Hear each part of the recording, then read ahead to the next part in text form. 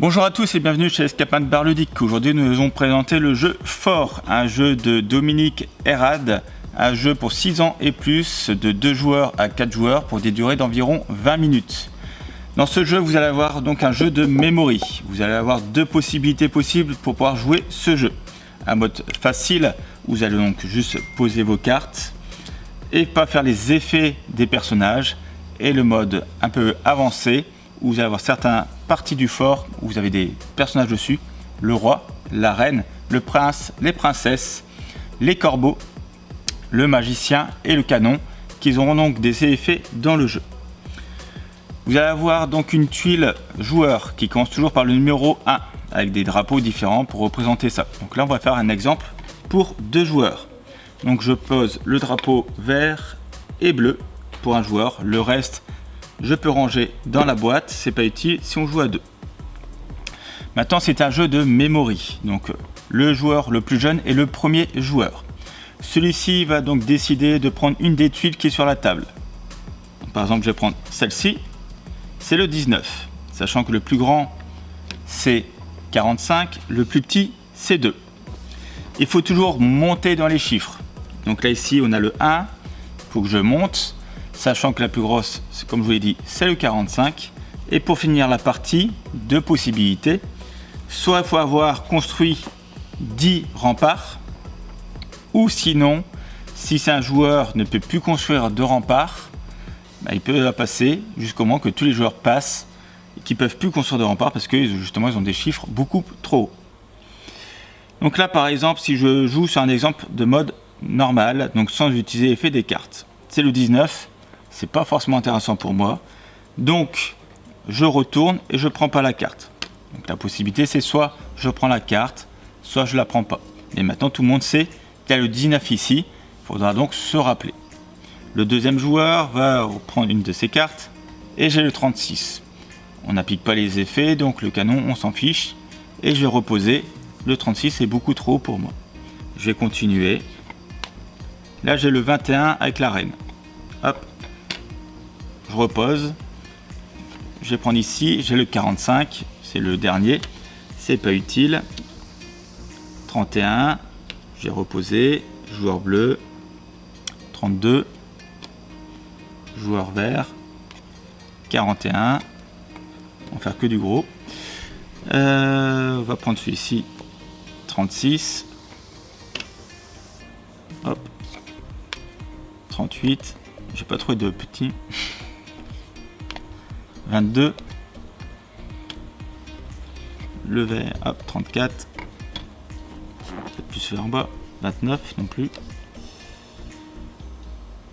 33, 28, 6, là je vais le prendre, le 6 m'intéresse, hop, je place ma tuile ici, donc au joueur vert, 21, ça m'intéresse pas, le bleu, 17, je vais prendre le 17, c'est au-dessus. Le vert, 10, mais un 10 je vais le prendre. Hop. Là, joueur bleu, le 8.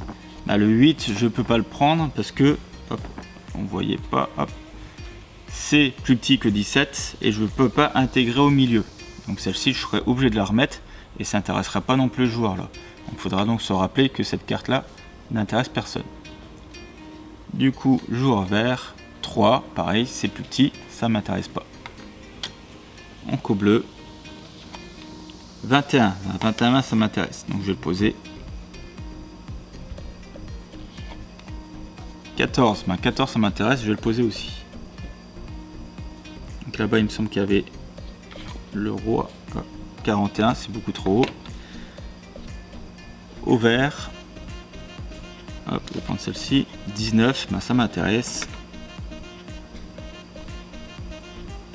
Hop, 31, ça commence à faire haut, je vais pas le prendre. Au vert, 32, c'est trop haut. On repasse au joueur bleu. 35, c'est trop haut. Joueur vert. 45 c'est trop haut. joueur bleu, 9 c'est trop bas, ainsi de suite. Et donc vous continuez à jouer jusqu'au moment que vous avez donc posé vos 10 murailles, ou sinon que vous ne pouvez plus prendre de cartes parce que vous avez des cartes beaucoup trop hautes. Donc c'est un jeu qui est intéressant, vous allez devoir donc jouer ensemble, réfléchir et regarder où les joueurs prennent leurs cartes pour pouvoir monter petit à petit votre fort. Maintenant, si on rejoue à ce jeu et maintenant que vous utilisez les pouvoirs, chaque tuile que vous allez construire, ça sera donc un point. Donc ça ne sera pas forcément parce que c'est vous qui avez construit votre 10e muraille que vous allez gagner la partie. Parce que vous allez avoir certaines cartes qui vont vous donner des pouvoirs. Alors, ici j'avais le roi. Donc vous avez le roi qui donnera 3 points. Donc ça veut dire 1 point plus 3, donc ça fait 4 points pour cette tuile. Pareil pour la reine. Vous allez avoir donc les princes et les princesses. Il y en a 3 de chaque. Donc ça vous donne 1 point pour la muraille, plus 1 point pour la princesse. Par contre, si vous avez des paires, on va y arriver. Hop.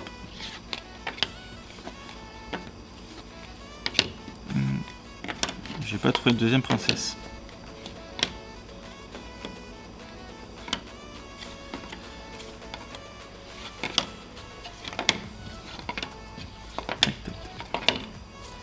Alors, les princesses, elles se cachent où?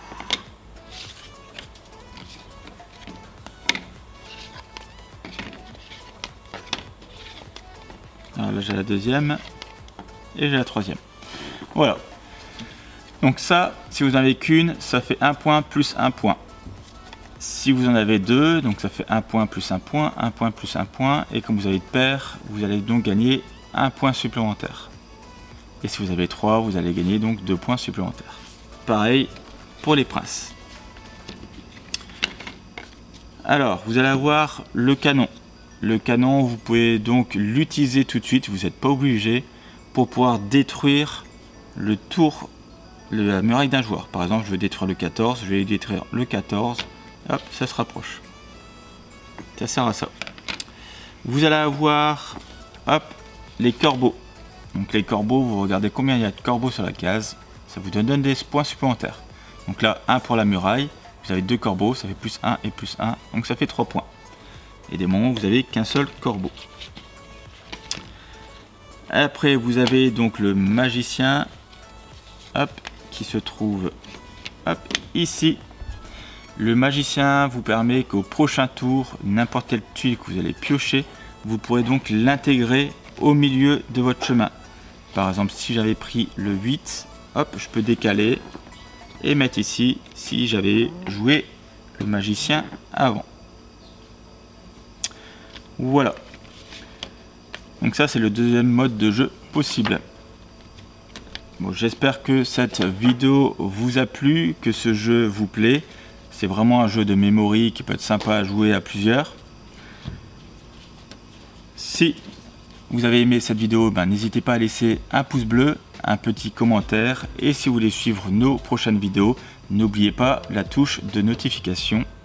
Sachant qu'on vous présente donc 3 vidéos par semaine, 2 sur des jeux de société et 1 sur les jeux de cartes, soit sur des open box ou soit sur donc des créations de jeux ou des explications de jeux. Sur ce, je vous dis à bientôt et à une prochaine vidéo. Ciao!